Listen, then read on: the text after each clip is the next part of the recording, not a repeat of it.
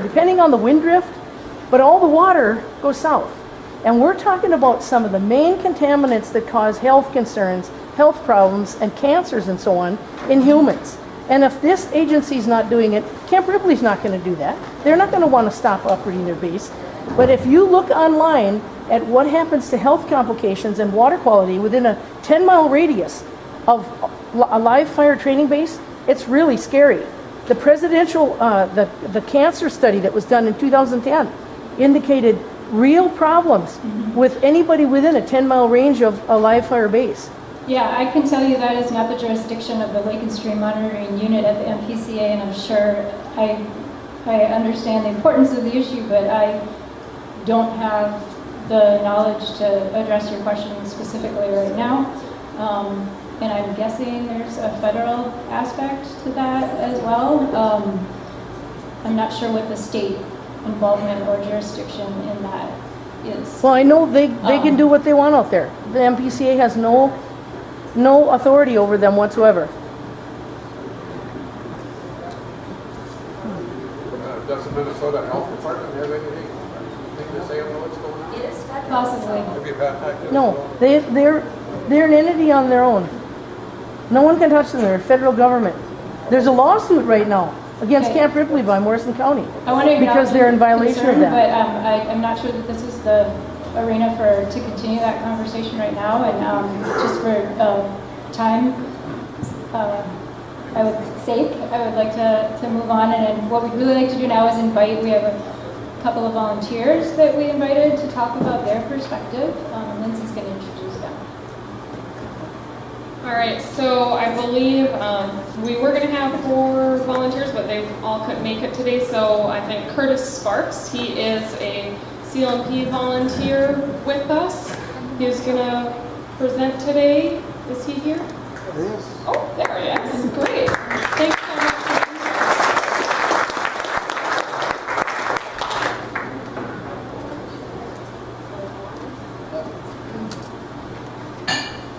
First of all, I just wanted to say the person that I'm most happy to see here today is not Mike. It's Ellie.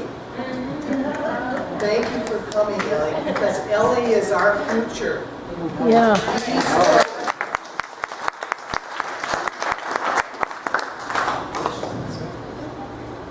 These projects, as you know, take a long time to fix. Can you use the microphone? These projects take a long, long time to fix, and I know a lot of people are frustrated. I've been spending 40 years in water resources field, and I'm still just seeing the results of some of these projects. So Ellie not only will be the future in seeing us accomplish our goals of water quality, but she'll also benefit from those goals. So thank you for being here, Ellie. I'm going to talk about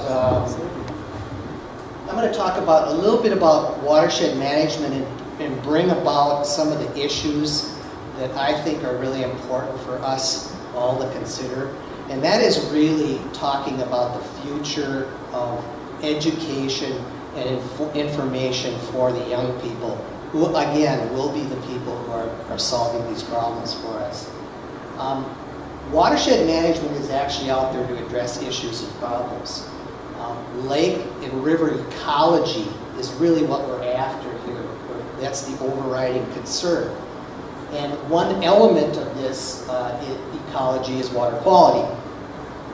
And data is needed to determine water quality. So the citizen lake monitoring and the stream monitoring programs are really the beginning of this whole process. And you guys are really helpful for all the regulators and all of the resource agencies gathering data and information that helps us. Sure. That helps us in this program. River and lake monitoring is really that foundation. Okay. When we're addressing these problems, it's really the scientific knowledge and the understanding of that knowledge that's really, in my mind, lacking here. We need to educate ourselves on the challenges related to managing these programs. And I've kind of given up on us, this generation, our older people. We're really hard to change. We don't understand the issues. We've got a lot of other things going. We're really looking at trying to educate the young people through their lives to change, help us change the way we do things to solve these problems. So our future in our lakes and streams is really teaching young people, and that's what I want to talk about today. The Big Sandy Lake Management Program, I'm going to give you a little background and show you how we developed our education program. It started with the Lake Association that was founded in about 1978. I actually wrote the bylaws for that program way back then, and it's been a very aggressive lake association, and it's been very successful in what they're doing. The McGregor Area Lakes Foundation, I'm a board member of, is actually a foundation that raises money to give grants to projects and programs within the watershed to help improve our society and our environment. We fund the Water Institute, and I want to talk about. But like all of these projects, we had done a TMDL, we have an implementation plan, and we formed what's called a Joint Powers organization that's implementing that plan. It's not a watershed district, but it's a 3-county joint powers agreement to do that. So we're well on the way of addressing these issues. The Big Sandy Water Institute was formed in about 1992. I got that wrong, 96. It was actually came about when we were trying to figure out how are we going to educate ourselves, because we have 1,200 landowners on Big Sandy Lake and about 800 belong to the Lake Association, but maybe 30 or 40 really understand what's going on. And how are we going to educate and inform all these people about what's going on? And we found that it's just a monumental task. So what we did is formed the foundation. The foundation helped go out and say, what can we do to help in this area? We'll pledge some money to it. And we had one woman that stood up and said, I'll never understand this, but my kids will understand it if you can put a program together where my kids go to school in the summertime and learn about this stuff. So we started the Institute. The McGregor School District Community Education runs the program. We have all kinds of partners involved in it, and I'll show you some pictures. It's really a hands-on approach to bring about an awareness and a learning process where these kids are just having fun, but they're in an educational program and they're learning about the issues about water and what to do about them.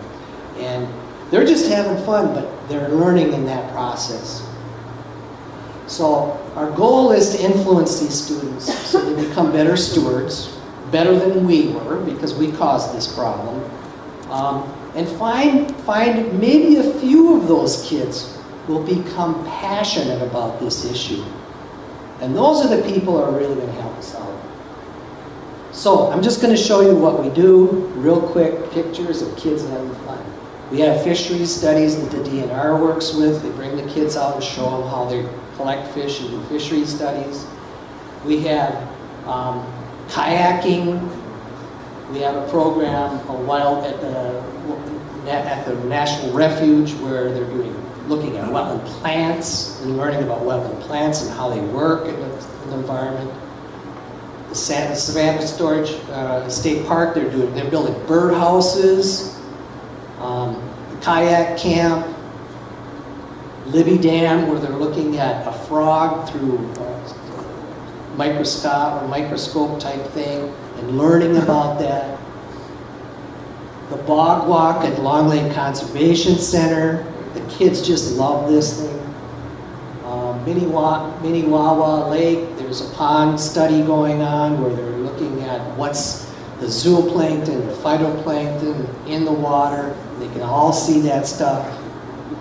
U.S. Corps of Engineers does a program where they actually do a water sample and they look at the daphnia swimming around in there, and that's the fish food, and they talk about the food chain. Kids just having fun and learning about the issues here. That's all I wanted to say.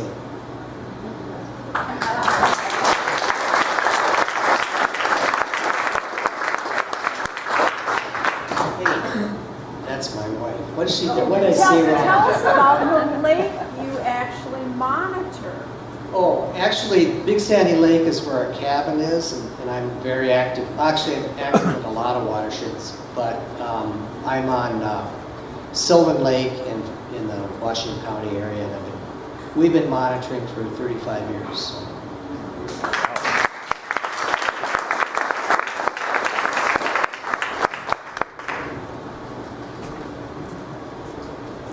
All right, so another volunteer that's with us today is Lowell Dede. I think I might have pronounced your last name correctly. Correct, Good. He is a stream volunteer in the Buffalo River watershed, I believe. Kind of. He has a very Becker County, yes. And that'll just take me a minute to get.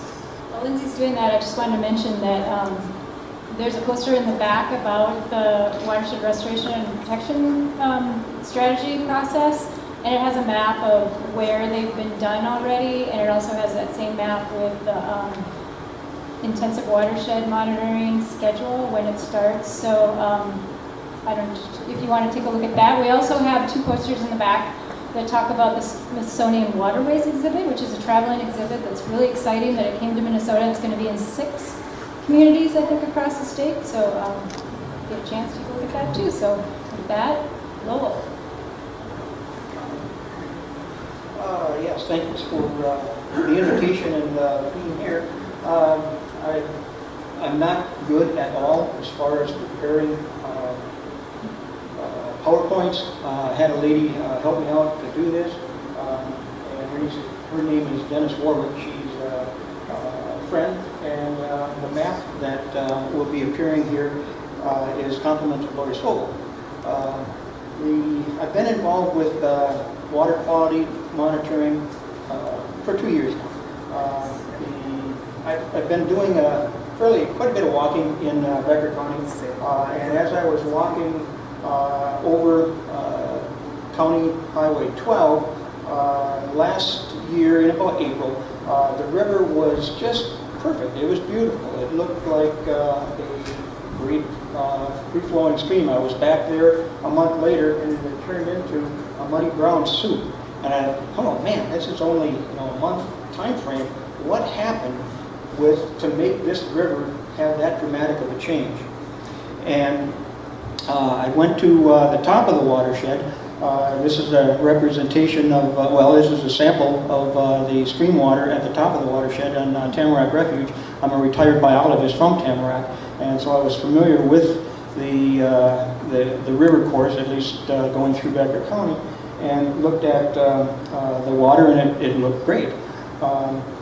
The areas that, these are some of the sampling points that I've been working on, and I've actually increased that this year. Last year I think I was doing 13, this year I'm doing 24.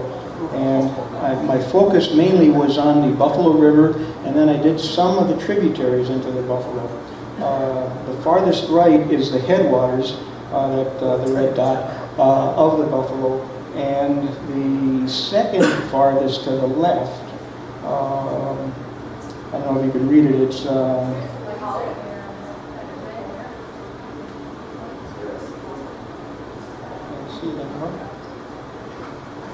is it showing up at all? Okay. The first location where the monitor is up here on Duffy Road, and the river flows through into, and where I was walking that particular day that I saw the muddy brown soup is down here. I've also done a sampling point down in Clay County. This is the Clay County line, the Monoman County line, Norman, Monoman and Clearwater. Now Clearwater isn't even on it. But this is a map of the southwestern portion of Becker County. I continue doing my sampling here this year. Point that at the And, computer. pardon? Point that at the computer.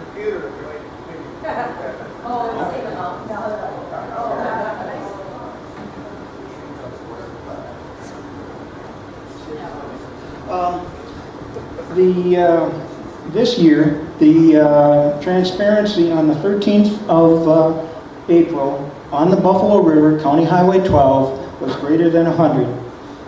I took another sample on June 2nd, and this is a kind of a profile from the headwaters where I had pointed out earlier. That was 92 transparency going downstream about 7 miles, County Highway 14. It deteriorated some because it's going through a fairly significant cut in the landscape.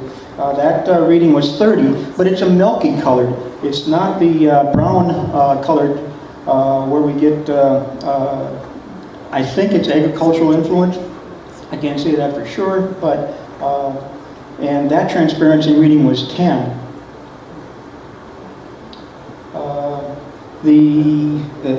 From going from right to left again.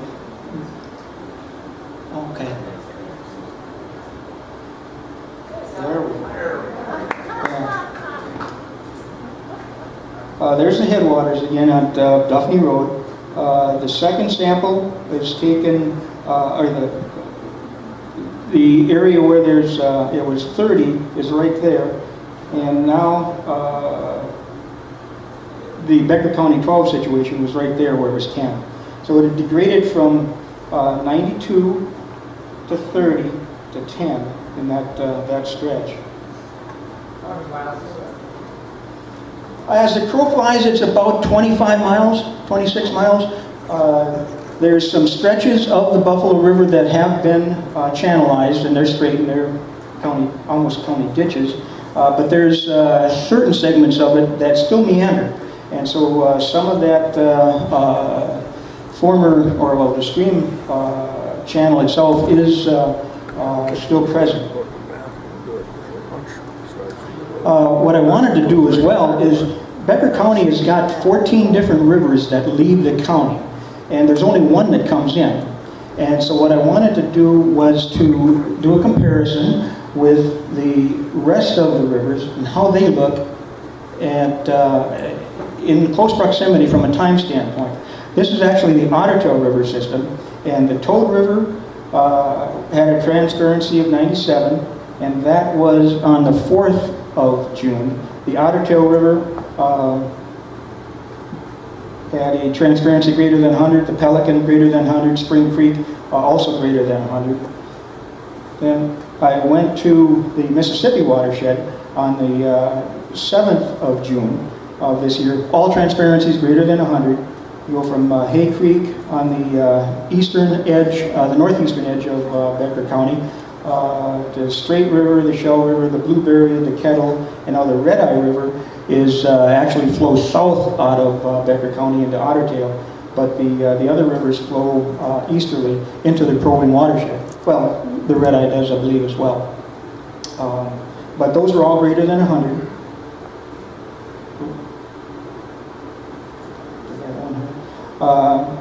There's one river that flows north is the White Earth River, and that was also taken on June 7th.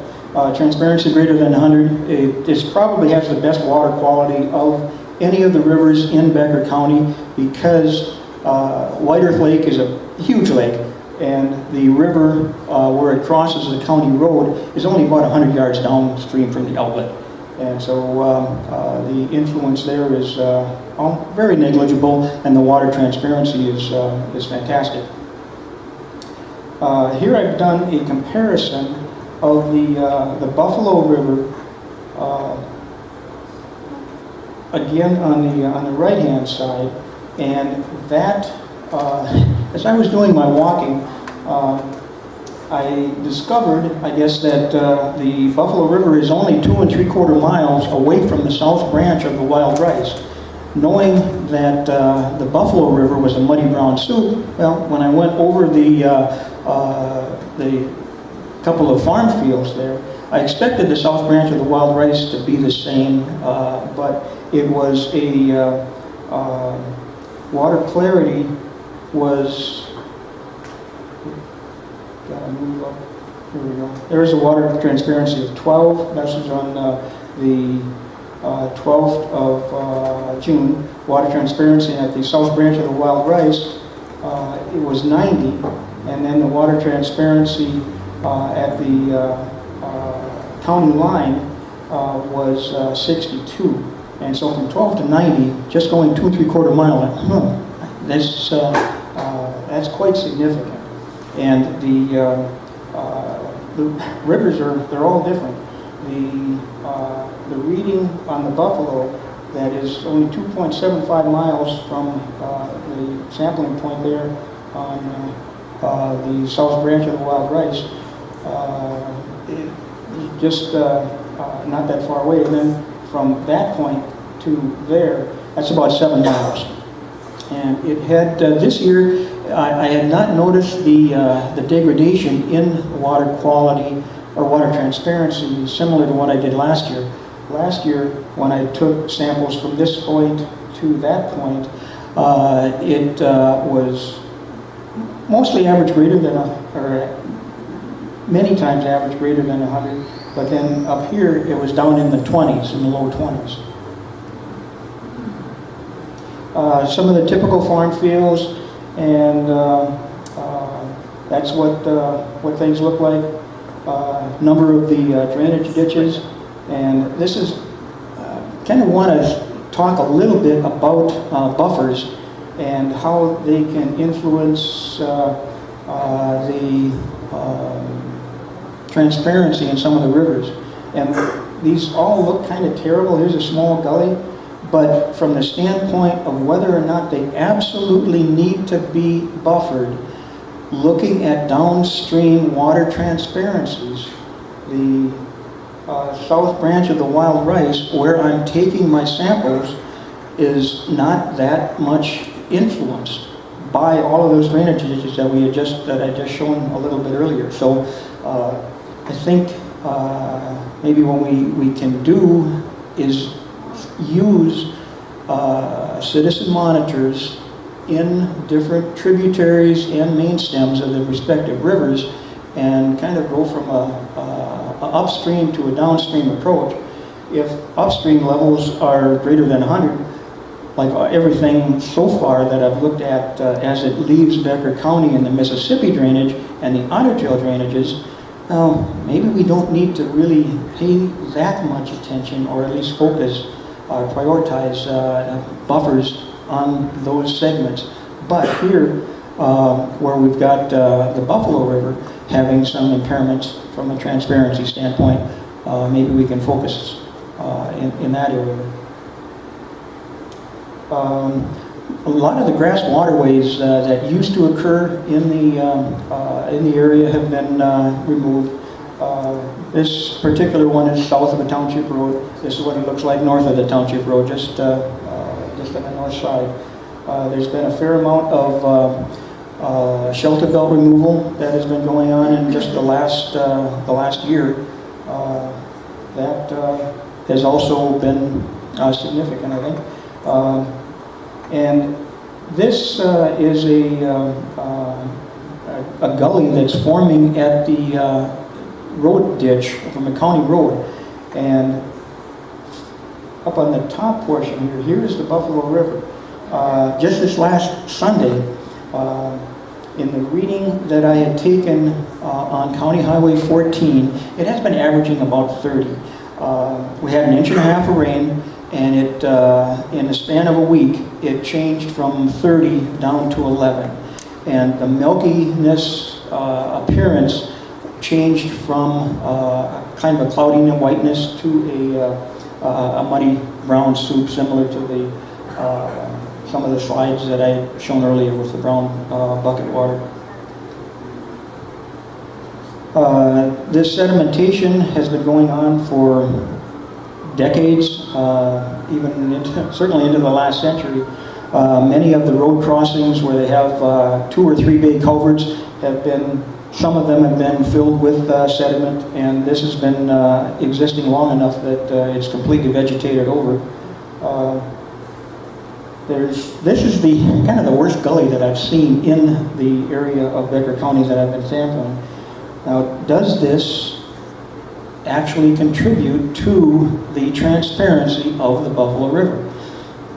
I don't know. I haven't taken samples along this. This feeds into a county ditch, which eventually empties into the river. But that's a problem. One of the things that I also discovered was there are some ditches that provide clear water flowing into a muddy situation there, and this particular ditch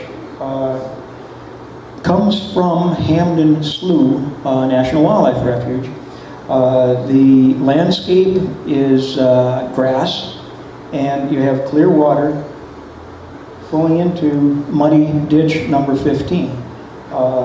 This contributes water and sediment into the Buffalo River, but it's just kind of interesting. I found it quite interesting, at least, that you have another ditch that's got clear water versus a muddy ditch. Some of the ways to get the information out, I had actually been on an effort to walk all of the public roads in Becker County, and the lady that had done the article had contacted me to see what my progress was, what an update was. And she asked me at the end of the interview if I had seen some real interesting things as I was out walking. And the most interesting thing I could think of was actually the change in water transparency that I had noticed earlier on, and that it turned into this muddy brown soup. And it's a way to just kind of get the word out a little bit, I guess, and try and inform folks that, hey, everything isn't great in the Buffalo River. I think there's a lot of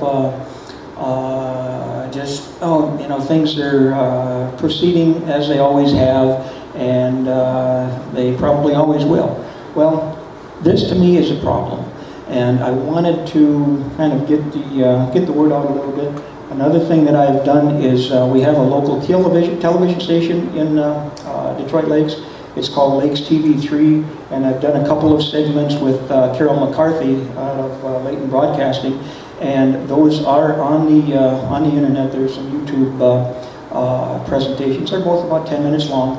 It's a series that I'm still going to continue to do, because one thing we haven't done yet is kind of made a comparison between the Buffalo River watershed and the Mississippi watershed, where it flows to the east, or the Otter Tail.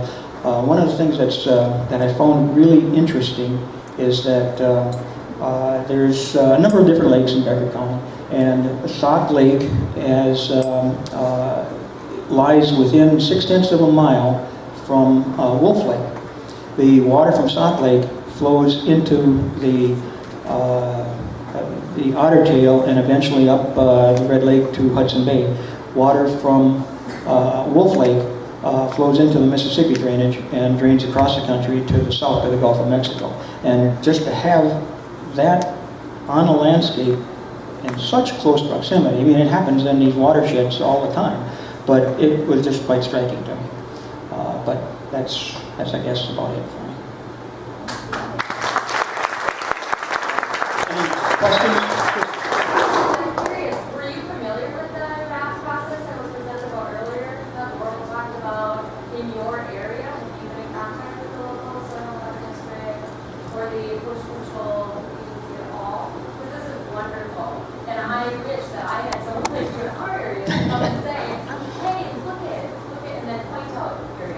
I'm Mhm. just curious.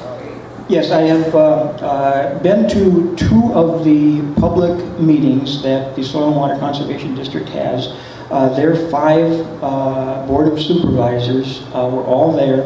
I presented the information, and I had taken some pictures of the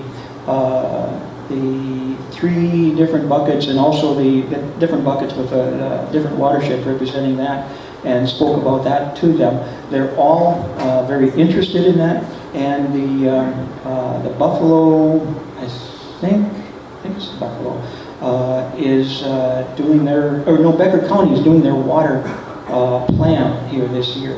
And so it was quite timely. But yes, I have talked to them. I also have a contact to Representative Steve Green, who has not he's gotten back to me, said that he's interested in my data. He would like to see that, and we're going to set up a meeting hopefully for next week where I can show him the data that I found.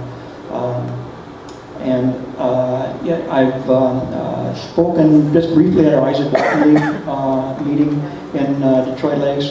That has resulted in more interest in getting the word out, maybe getting more people involved, looking at school groups to possibly become involved with that. So yeah, it's kind of an upswelling of interest, and it really all started from seeing seeing a clear river turn into a muddy brown soup, and that was just a real issue for me. Yeah. About these meetings that they bring up in soil and water, and farming is getting pointed at quite a bit. We have very good concerned farmers that are concerned as much as we are. But we have some that are just concerned about the bottom line and don't care about the future. How do you bring farmers into this? What's your feeling? Do we have some that are a little concerned and some don't care? I mean, are they bringing into some, farming to show like your grass waterway? I mean, it looks great. The next picture you show is just terrible. Yeah. I mean, how do you get people to look at this and buy into it, even though, it's not for like,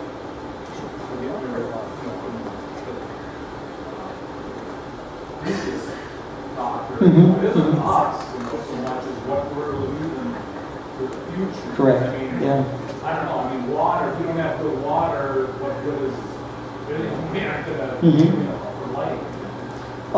So far, farm groups have not been involved, and I think it's so early on from just my little effort in trying to point out some of the problems that I haven't made, I guess, the contact yet to get involved with farm groups. And but I'm willing to share my information, go out and talk to people, and that may be something that hopefully will come up into the future. Because there's a lot of good people, a lot of good ideas, there's a lot of money, and maybe it can be focused to address this problem. So far, I haven't talked to Colin Peterson's office yet this year. Talked to his representative last year, and she was quite, I guess, surprised that somebody was going out there and doing this kind of work. But I need to, I guess, do a little bit more of that. So, yeah. My suggestion or question is, have you tried to get on the county water advisory committee and do it on a water county? So get on their advisory committee, because they, in order to develop a plan, they need to get different citizens involved. And they usually have a committee that needs to develop a plan. So my suggestion is be a part of that committee to help get these concerns addressed. I have contacted the administrator, and he's well aware of what I've been doing. So far, he hasn't gotten back to me. I don't know what his requirements are. He seems to be a a fellow that is environmentally aware and concerned, but I don't know if he's got to walk some politics or whatever, but I've made myself as available, I think, as I can to him, at this point at least. So, but that's a good suggestion. Yeah, I think, well, with the different watershed districts too, the Buffalo Red River Watershed District, Bruce Albright is the administrator there, and he has suggested through his information and working with that for decades actually, that he feels up to 70% of the sediment load in the Buffalo River comes from in-stream scouring and sloughing of stream banks. So that leaves 30%, maybe more, of the influence coming from agricultural drainage or ag fields and stuff. So there's that awareness is out there, and I can kind of help move it in the direction of solving the solutions. That's what I'm going to try and do. All right. And I know there might be a few more questions for Lowell, but we are running behind schedule a little bit. So I know you're fine. It was all Lori and I at the beginning that got us. Thank you, Lowell. So I hope everybody can sit tight for another 10 minutes or so, because I believe Mike Valentine, another CLMP volunteer of ours, is going to talk about his experience, and after that we are going to have lunch. So I hope everybody's hungry. We have a great lunch provided by Black and White Catering just right down the street. So I'll hand it over to you, Mike.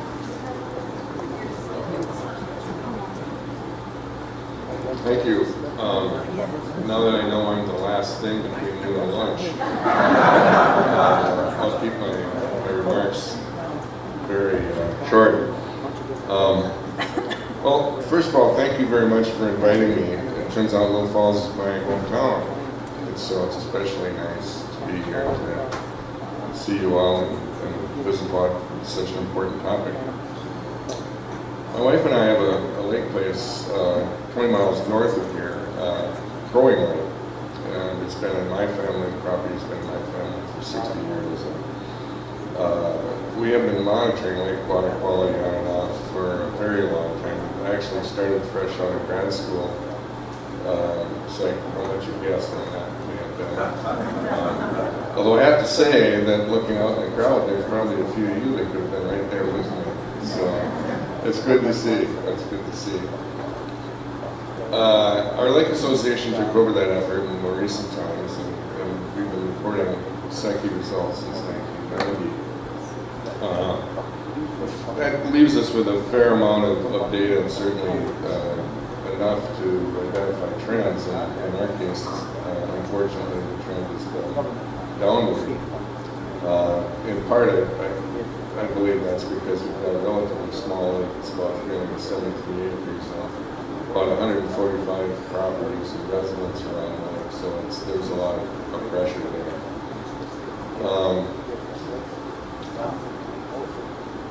One thing, though, that the Secchi program has provided for us is that it gives you a chance to quantify and quantify over time with a relatively simple and easy process that really anybody with a little bit of energy and curiosity can handle.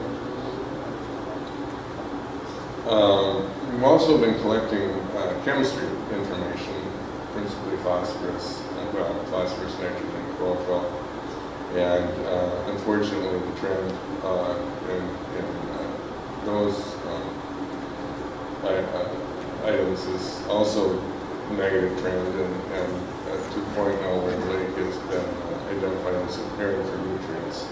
So that presents us with sort of the lay of the land for coming up with watershed management strategies.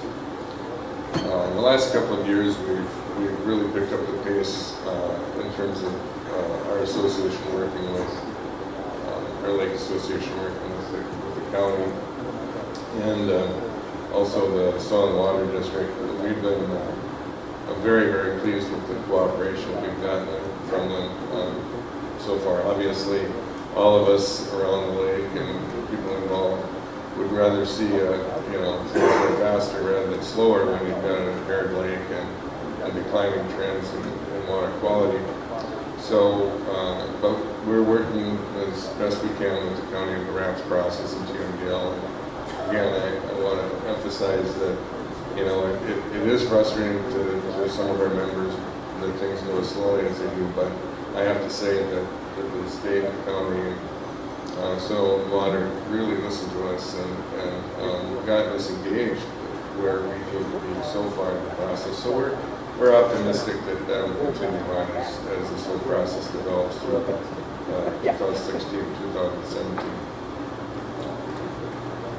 One of the other interesting parts of this is that we've gotten far enough into our studies that we know that we sort of have a multi-pronged problem to deal with. One certainly is we have inlets that are draining both forest lands and ag lands, and so we need to get back up into those areas and figure out what's going on there.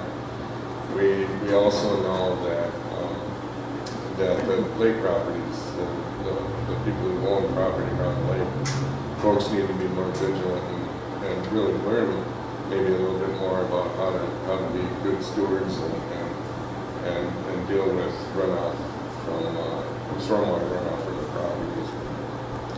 And also there's an element that we probably can't do a lot about in terms of reduction, but maybe management is, our lake is relatively shallow and we have a problem, I think, with re-entrainment of chemicals as nutrients during storms and low traffic and so on. And so we may or may not need to get into chemical treatments to deal with that.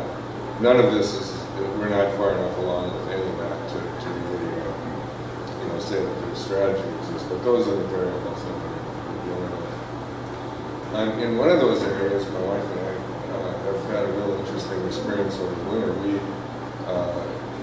built a new home on our property in the spring after everyone had left.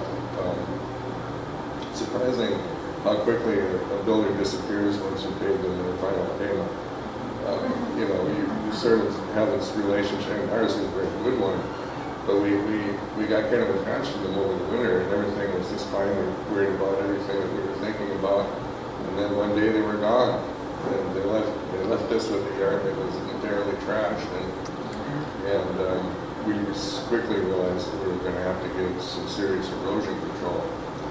And so we got a hold of the county and Soil and Water, and they actually helped us a great deal to come up with what amounts to a stormwater management plan.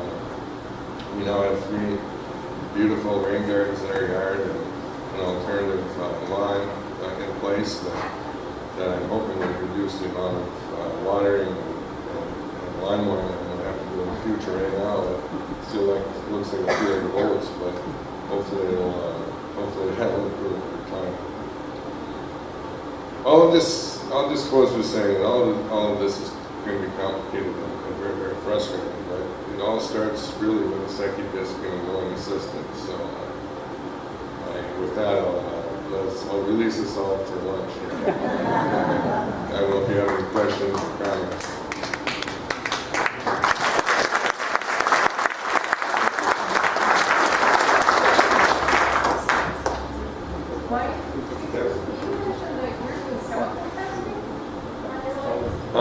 Yes, we are actually, and we are continuing.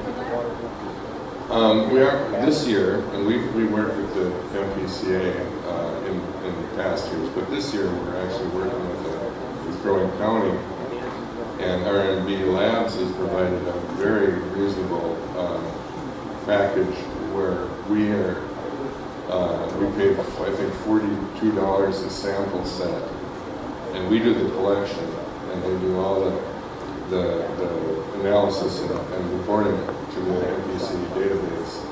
And I know they're doing it in other counties as well, but Crown County has a fairly robust program of a number of lake associations being involved.